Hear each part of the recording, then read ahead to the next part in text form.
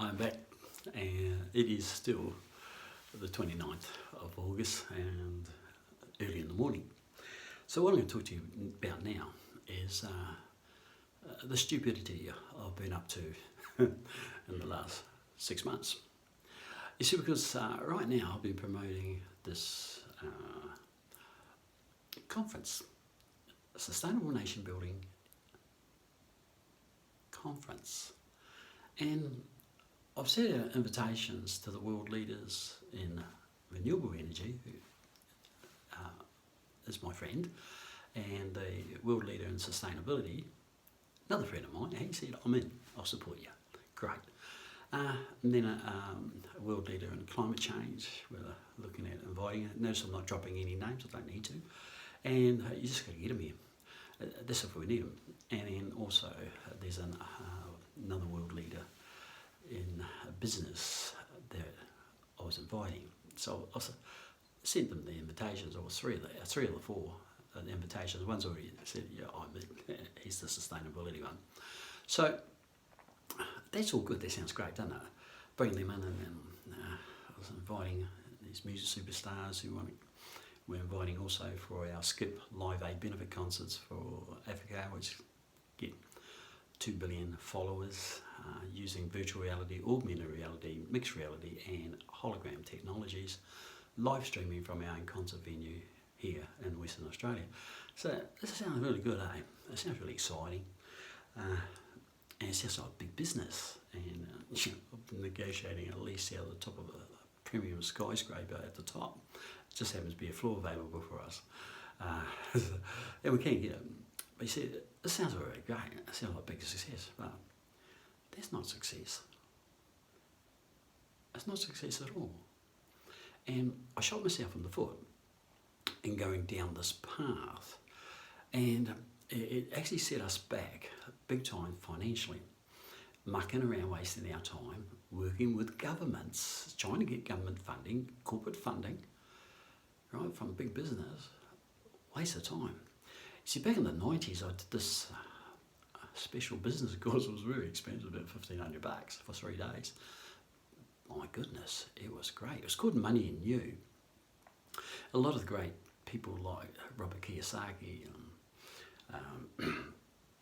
also Roger Hamilton from Wealth Dynamics also did it back in those days. And it was very interesting. They put us on a lot of pressure for 3-4 days. I think it was 4 days in a row, and it was like about 12, 18 hour days. You had hardly any sleep by the fourth day. You were really stuffed. But what they did was they got us to play games, and in the games it showed your stupid behaviour. It showed also if you were crooked, cunning, sly. That's what we got to see on these other participants in it, right? Because I don't do any of those things. So I'm not like that. I don't believe in it. It's just not my character. So what I did, and I shot myself in the foot again. My goodness, I'm good at doing that. You know, and the answers are right in front of your nose. And right in front of my nose right here, as I said, I got the number one rapper from New Zealand. He's sleeping in my lounge right now. That's why I'm doing this video production in my bathroom. So, you see, I shot myself in the foot. And in that Money in You program, they got us to play this game. They said, look, these tables here on the right, those are the bankers. The bankers. And up the end of the big room, they had this game. And it was those, you know, with those hoops, and you had this sort of stick poking up, you had to throw these hoops on, or sometimes they use a horseshoe, but these were hoops. And the hoops were only 4 feet away. And you could stand there all day, it was really easy to get them on, right? So my first gut instinct was not to go to the bankers, but to go to the 4 foot line where the hoops were. Because I go on my instincts, and I've always been right. So I raced over there, right? And you had only a certain amount of time. And I started throwing these hoops, these rings. I was getting points, and you had to get a certain amount of points, and then you get into the winner's circle, right? So I was throwing, I was like, man, this is real easy. So I get in the points one by one. So you needed 100 points. So I needed to throw 100 of these hoops, and I qualified to be in the winner's circle. So anyway, I'm throwing, and I'm like, man, this is the hard way. I know what, I'll just go to the bankers. There's the easy way, get the money. Woo-hoo! Then I got the 100 points. So anyway, like an idiot, I thought I'd take the easy way. So I raced over to the bankers, and they said, oh, you know, we need your business, man. Tell us about your business. So I told them about my business, because you had to talk about your business. And, mate, I hate selling. So I'm telling them about my business. You know what they said at the end? After wasting half of the time I had to get the 100 points, they said, no, we're not going to give it to you. I said, what? I just convinced you I got a good business. Nah, sorry, get out. Then I realised, heck, I'm running out of time. So I raced back to the 4-foot line. I started throwing them again, right? These rings. And I nearly got there. I missed out. But no one else got into that winner's circle. And I was actually the closest. Now, where did I go wrong? I went for the easy way. I went for the big money when I was already at the 4-foot line. Stupid. Don't go to the banks. Stay at the 4-foot line. And this is what I've been doing recently. Is dealing with the institutional investors, dealing with the big money boys from the big mining companies, petroleum companies, the Ernst & Young, like the biggest crooks out, you know, and these institutional investors said, don't deal with any of the big 4 accounting companies. They're there to design to make you fail. That's interesting, isn't it? So people tell you what you need to know. But here I, like an idiot, was going to the banks, was going to the so-called big, successful business people, and also to the governments. And the governments turned me down too, New Zealand, Australia, and also Africa. So here I am, going to the banks, the table up the right-hand side, where they're going to say no, they're going to hold you up, and they're going to rip you off on a lot of occasions. When back over here at the 4-foot line, we've had these wonderful Maoris and our Indigenous brothers and our whitefella brothers all helping us out to get over the line. That's the 4-foot line. Look after the 4-foot line and you will get over the line. Okay? Get rid of the banks. Get rid of the famous people. Right, and you can download this document actually for this conference, Sustainable Nation Building Conference. And as I say, I've got one of the 4 top world leaders already riding behind us. But he's my personal friend, and he's backed me on 3 of the 14 sustainability projects that I've done in the last 30 years. So he's great. So the other 3 I can get behind us, but that is the table on the right hand side, right? It's still part of that side with the bankers, with the governments, with these nobles and world leaders and everybody else. They're sitting on the right hand side, and they're not necessarily going to back you.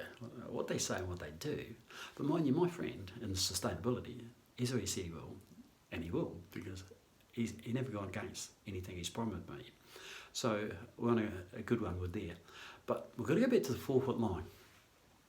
The 4-foot line are our loyal followers that helped us when we got into some serious financial difficulty because I was stupid. I went after the table on the right, all the bankers. What an idiot. Shot myself in the foot. But the answers are right in front of your nose. And one of the answers, right out there in my lounge, is the best rapper from New Zealand. Right, and he's going to clean them up because we have the clean, happy hip hop, music and dance, civilization. We call it a civilization because it's been integrated into our sustainable cities and paradise. And I go to these older people over age 60, we're not into hip hop. I said, well, so? the #1 music genre on the planet. It's not Taylor Swift. She's in the 17%. They're left over according to Spotify because 83% of the listeners on Spotify listen to hip hop, gangster rap. I met this young India fella, was that back the front. So, bro, you into hip hop, are you? I said, yeah, bro. So I'm from India. I speak 4 languages. I listen to hip hop in 4 languages. That's how popular it is. You know what's interesting? There was a rapper came here to Perth. There's this massive queue right down Hay Street. But they were white people, young white people. And I walked along the line. Hey, what are you fellas doing? Oh, we're going to see a rapper, a black fella rapper. So it's interesting, you know, the hip hop. There's all these white people following it. Because it's a cool culture. We just got to clean it up. As I said to our bro here, he's asleep in my lounge. I said, bro, 17 tracks. Get rid of that rubbish. We're going to redo it using Majestic 3D surround sound. Right, we'll redo all your tracks, clean them up. He's working on one right at the moment. It's a good one. But he's staying with me. So, answer's right on Do Your Nose. And he's agreed to do the skydiving, which is part of the new breed of virtual reality music superstars. These are the superstars of the future, going to far exceed anything that Taylor Swift did, because we're using virtual reality to live stream to at least 100 million people our concerts from our own venue in virtual reality, augmented reality, mixed reality and hologram technologies. And the difference between our headsets is they're new and they've got the computer inside the headset. So you can download and watch that music concert over and over again for free. In virtual reality, you can't tell the difference between you on the stage or not on the stage. And when you turn to the right, you can check out the backup dancers. In virtual reality, live online, you can check out the drummer, the band, and up in the top right hand corner of the screen, you'll see their Facebook page and everything. You check them out. You say, that backup dancer, she's real nice. And you see her connection on Facebook, right? So you can follow her, and then you can go up into the drone hovering over here, and you look down at the whole entire concert venue in virtual reality. Or you can go out into using augmented reality. You can walk around the concert venue and check out everybody who's there.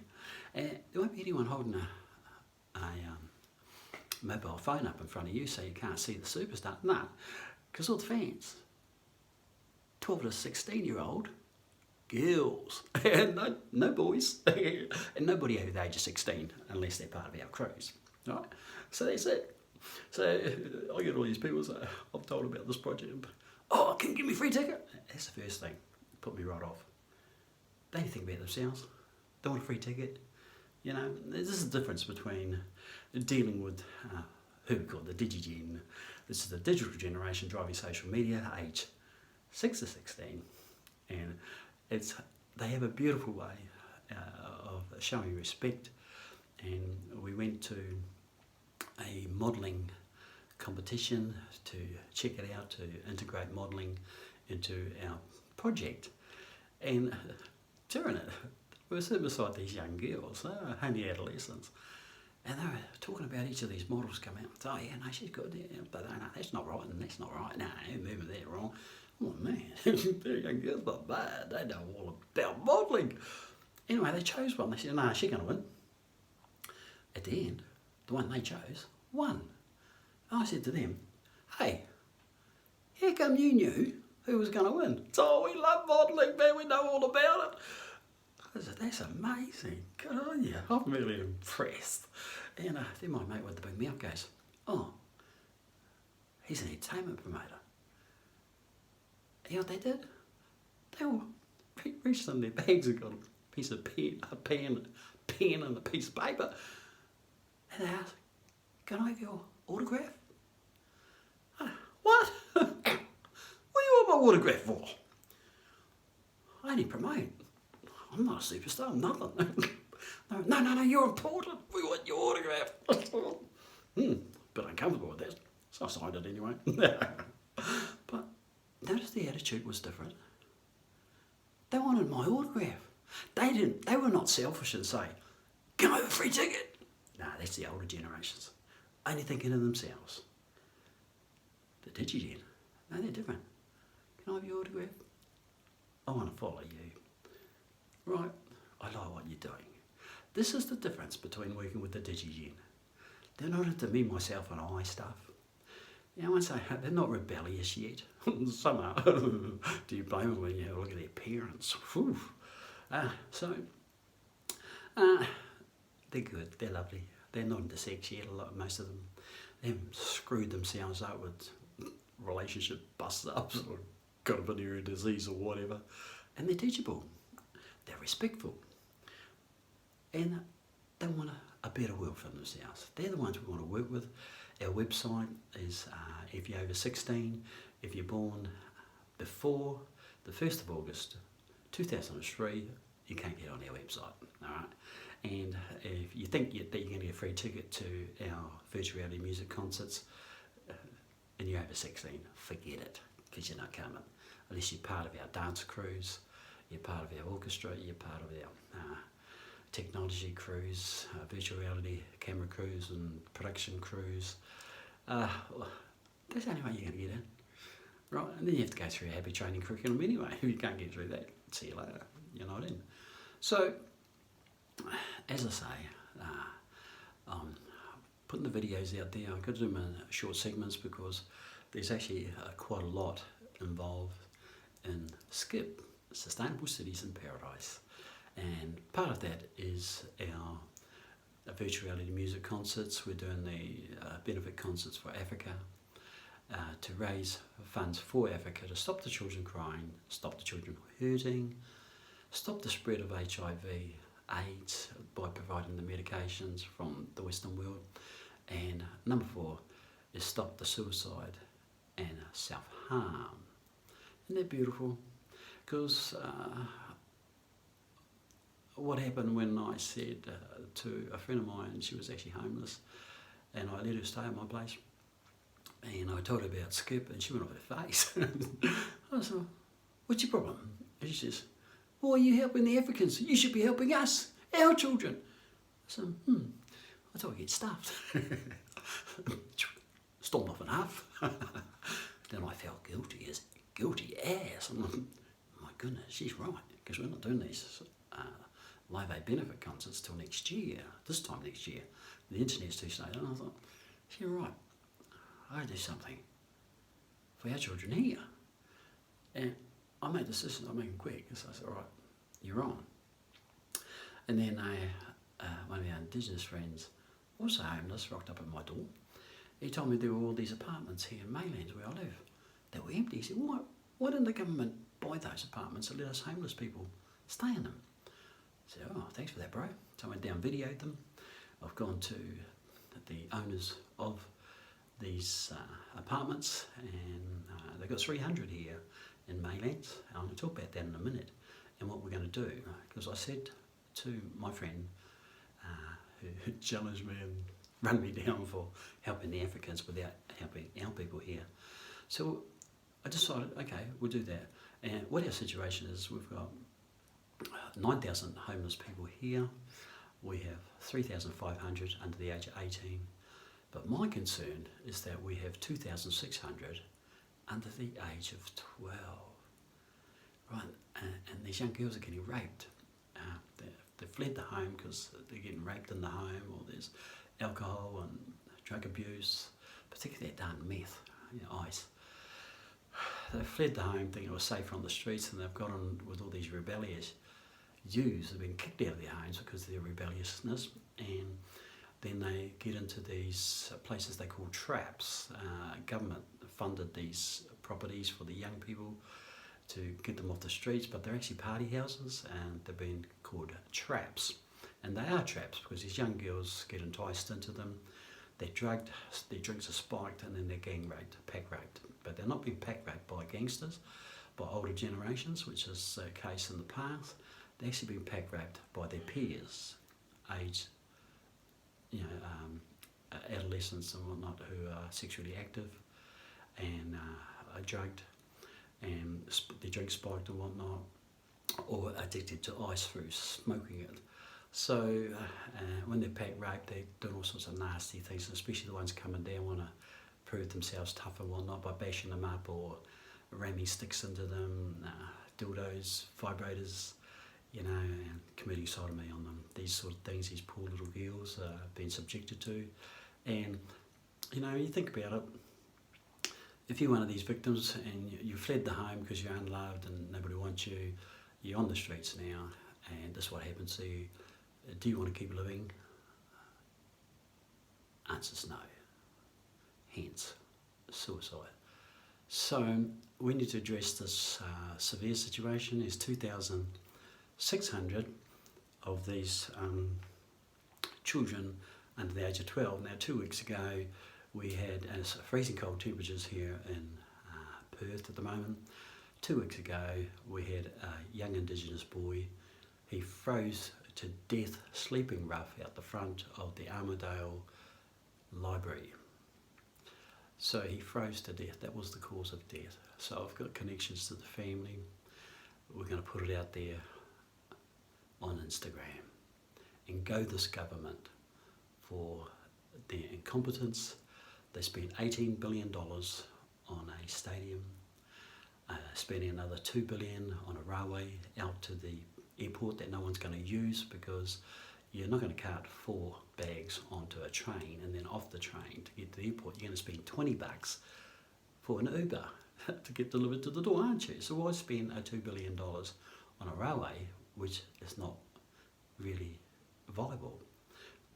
And for 75 million, I'm not talking 2 billion or 18 billion, but for 75 million, India could build a smart city here for 30,000 people and 9,000 homeless. Why hasn't the government put that money into building a smart city for the homeless? Right? Not like we've got a shortage of land. We're not Singapore. This is Australia. There's heaps of land out there, even on the rivers. So this is very, very disturbing that we have this crisis. And as my friend, this homeless woman, challenged me, why aren't you helping our children? So I decided, right, we're doing it. And we're talking to BGC about either mass corporate lease on these properties to bring these little children straight off the streets into accommodation where we'll have all the medical teams, all the psychologists, psychiatrists, all the support networks there to help them. Some of them, a lot of them are with their parents. There's solo mum that fled the home, also their dads. So we've got to help them to rebuild their lives, to gain employment, or whatever it is to get them right. So that's what we're doing right now. And as I say, I went to the table on the right from the Money New, which had all these darn bankers and leaders in mining and petroleum and all this other rubbish. I shot myself in the foot. Now I've come back to the forefront line, which is our children. Right? If you look after the children, you got a winner. And the next video I'm going to talk about is the greatest business I ever did was no business. I'll talk about it in a minute. Okay,